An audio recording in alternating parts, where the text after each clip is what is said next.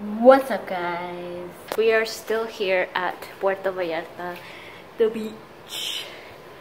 And it's been really nice so far. I am still in my bathing suit, so I'm gonna go change and buy some things that I need. It's a little store. But it was so funny, just right now when we were at the pool. There's wild iguanas here. It was looking for food, and we had like, you know, we had some yummy. We had some food out and mojitos and pina coladas on the table, and the big iguana just jumped. It was so close. It jumped on the table and it was like, oh, heels to the nose. So it started like, it tasted to the pina colada and everything, and it was like, oh my god, it's hungry. But it was funny. It's all, oh, what you guys drinking? It was like a big dinosaur trying to get drunk. Marcos, let's go. Marcos tiene nombre. Se llama su nombre de iguana. Let's go, Marcos.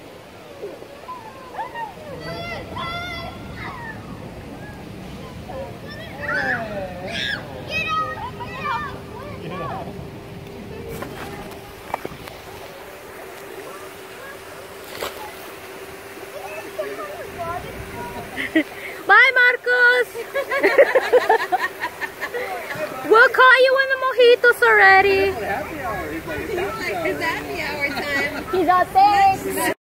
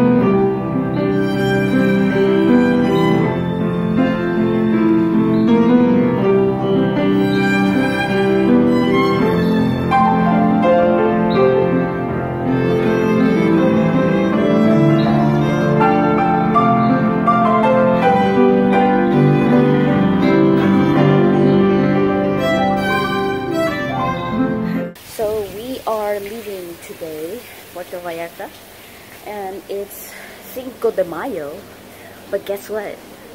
Nobody celebrates it in Mexico. Everybody in the US is like, yay, Mexico! But it's like, the Mexicans are like, it wasn't that big of a deal.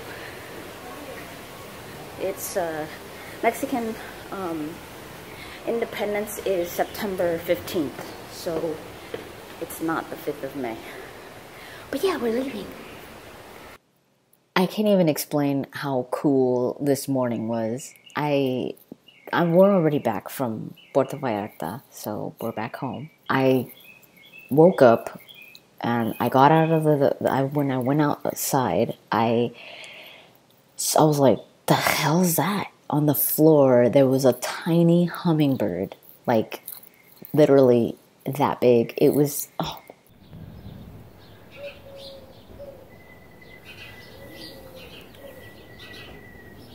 Its eyes are closed and it was dying and it just wasn't moving anymore. And I was like, oh my god, it's gonna die. My aunt, she was like, oh my god, maybe it hit itself somewhere. Because they fly around here a lot. Maybe it just needs something to drink because it's been hot and stuff. So she brought out like this little hummingbird water, the red one with like, it's like sugar water. She put it in a little cup and I got a little syringe and I got some of the sugar water in the syringe. And we picked up the little bird, and we were trying to get it to drink, but we were like, it's not opening its mouth. And it just had its eyes closed the whole time. I was like, it's gonna die. Oh my God, it was so cute though. I felt so bad for it. I was gonna cry. I was like, oh no. But my aunt started to try to open its beak. And it has a long tongue, tiny, tiny tongue, but like really thin, but long. And she was opening the beak, and I was putting, the syringe has, you know, in the hole in the top, it's not a needle, it's just a hole in the syringe. So we were putting the beak inside the hole to drink from the water. And it started drinking. We saw it like going like that, and it was like, oh my God, it's drinking. And then we kept giving it a little bit more and more, and it opened its eyes, and I was like, oh my God, it's actually coming back to life. My aunt was going to go look for like a little box or something to put it in the meantime, so that we could maybe feed it later. So she put it, we were like, okay, let's put it on the ground, but let's not put it in the sun. So we put it in the shade, and it would just stood there. But now it was, its eyes were open, and it was moving its little head, and then it just looked up at us, and then it flew away. And I was like,